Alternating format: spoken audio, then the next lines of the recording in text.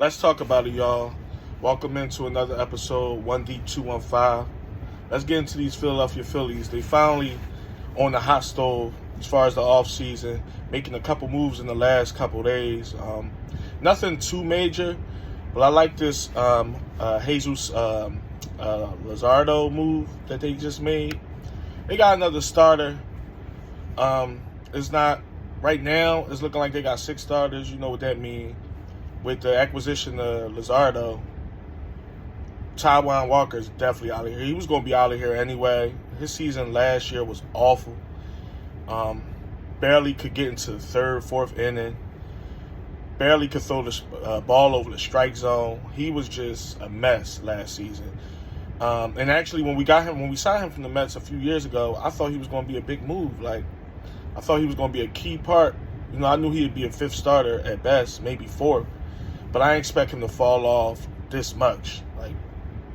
Taijuan Walker fell way off. We saw a glimpse of it the season before, how he barely could. He was laboring through innings and couldn't throw the ball over the strike zone. But last year was just pathetic. So I say sayonara to Taijuan Walker. But as I was saying, the Phillies did pick up a he's a left-handed starting pitcher, Jesus Luzardo. Got him from Miami. He spent some time with the Marlins and I believe the Oakland A's, but most recently the Miami Marlins. Good pitcher. The only problem I got with him, just looking at his track record, is he could be somewhat injury prone. I ain't even going to put injury prone on him because injury prone is a whole nother level than just randomly getting injured here and there. But he does have problems with injuries.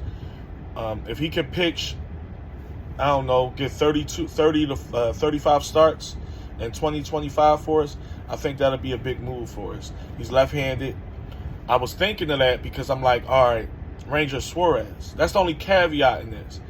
Is this going to be the end of Ranger Suarez at Philadelphia? Playing for the picture for the Phillies? Who knows? I mean, just looking at it, you got Zach Wheeler, Aaron Nola. You got Hector Sanchez, who is a lefty. He's also young like Ranger. He might be a little younger than Ranger. So it's like, are we going to go out there with 3 left-handed starters? I don't see that. So it might be Ranger might be the odd man out. I like Ranger Suarez. He dipped down at the end of the season last year. He got hurt, came off the injured list, didn't look the same. So it's like, Ranger might be the odd man out. But I definitely like the Phillies getting this pickup. Like I said, if he can stay healthy, he could be 4th, 5th, probably 5th starter for us. Moving on, they also got a relief pitcher by the name of Joe Ross. Don't know much about him. What I mainly know is he did pitch in Washington and recently for Milwaukee. He's going to be in the bullpen, right-handed relief pitcher, to help shore up probably like those 6 inning spots, 7 inning. He's not going to be like 8th or 9th inning guy. He don't have closer stuff. So he's going to be one of them guys that come in those middle innings if it was a rough start for the starter that was pitching that particular day, and he can get some innings along. It's just a move. It's not a main move. The main move was Jesus Luzardo. I hope I'm pronouncing his name right. But he was the main move. But you had to get another bullpen piece. And actually, they need another bullpen piece because there's guys that was here last year that I don't see returning for 2025. So picking up this guy, Joe Ross, like I said, pitched in Oakland. Also pitched down there over there in Milwaukee. So we'll see how that goes. I had some things on my mind as far as getting off the pitching, the hitting with the Phillies. I know I did a little preempt, a few videos before when I was talking about all the Philly sports teams, and I touched on the Phillies, but I didn't dive deep into this as far as the Phillies offense, the Phillies lineup. I'm going to just put this out here right now. Been saying it ever since he got here. I love Kyle Schwarber. Great power hitter.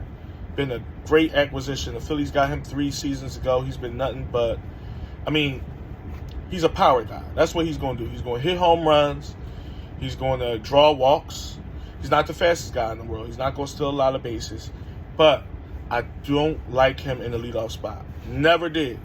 Never did. And I know he got a lot of leadoff home runs, first inning home runs. I get it.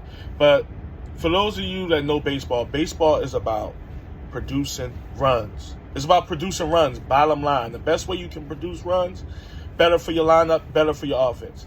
Him batting leadoff. The naysayers say, well, they have success with him batting in the leadoff. They win games. Yes, they do. The Phillies win games. They won over 90 games last year. The year before that, they won close to 90 games. We know how far they got in the playoffs the last few seasons. Outside last year, only made it to the second round. The season before that, made it to the NLCS. The season before that, made it to the World Series. Haven't won a chip yet. Haven't gotten over that hump. And here's my thing with leading off Schwarber. Kyle Schwarber is one of them players that you have to bat fourth or maybe even fifth. You have to, because yes, does he get on base with his walks? Yes. He strikes out a ton. He's not your prototypical leadoff hitter. The fact that the Phillies win games with him leading off, I don't think that's more of a depiction on who Kyle Schwarber is. That's just a depiction on who the Phillies are. The Phillies is a good team. They have a good lineup no matter what, if Schwarber leading off or not. So the fact that they win games with Kyle Schwarber in the leadoff, I think they can win games if Trey Turner was in the leadoff. Even a guy I mentioned in the previous video, Bryson Stott, who had a bad year last year, leading off. As long as these guys can get on base some type of how and steal bases, which those two guys can do, way at a more frequent rate than Kyle Schwarber, it's going to give Kyle Schwarber guys on base to drive in those runs. This guy hit 40 home runs and only knocking 100 RBIs. Not knocking you driving in 100 RBIs. That's like a nice season for anybody. But when you got 40 home runs, you should be knocking in 120, maybe even 130, upwards close to 140. He's never going to see those RBI numbers batting leadoff. He's not. And I think this is the year to move him down.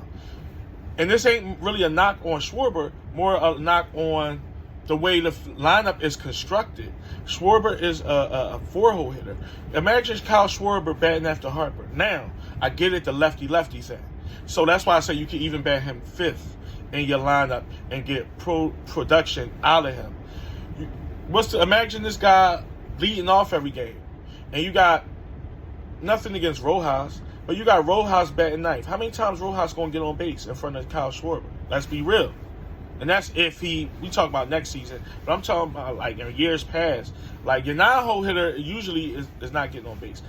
Shit, your 8-hole hitter barely getting on base. So you got 2 outs in front of a guy. He's going up to bat with nobody on base. It happens too many times. He has too many solo home runs. Put Kyle Schwarber down in the lineup. Put him into 4 or maybe even 5. That gets me into my next point, the whole Alec Bohm thing. Because he is a guy that would be, not leadoff, but he is that 2, 3, 4 type of hitter.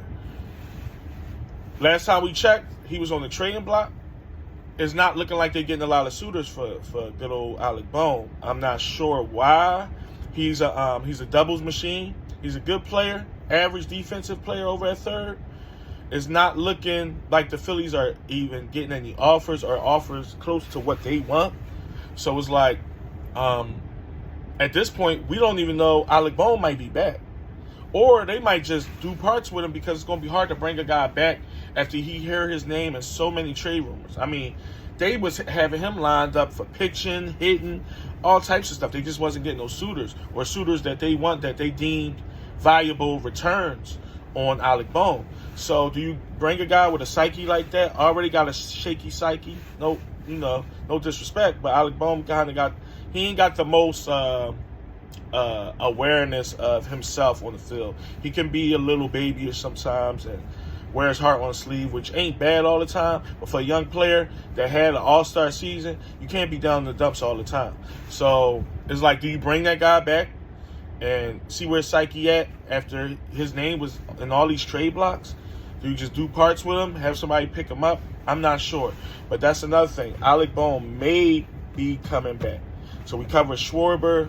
We covered the Alec Bohm fiasco. We don't know. But the main thing is the Phillies have been in the hot stove. They have been picking up a relief pitcher Also, picking up a left-handed starter. Like I said, we'll see about Ranger Suarez. I'm a betting man. If you ask me, I think Ranger might be out of here. And I'm a Ranger fan. I would hate to see him go, but you got to do what you got to do. Change is needed with this team. Not a lot of change, but change. They got to get back to the World Series and win it in 2025. That's the goal. If you like this video, like, share, comment, subscribe even. Hit me up, y'all. It's the Bull One Deep signing off. I'll see y'all next time.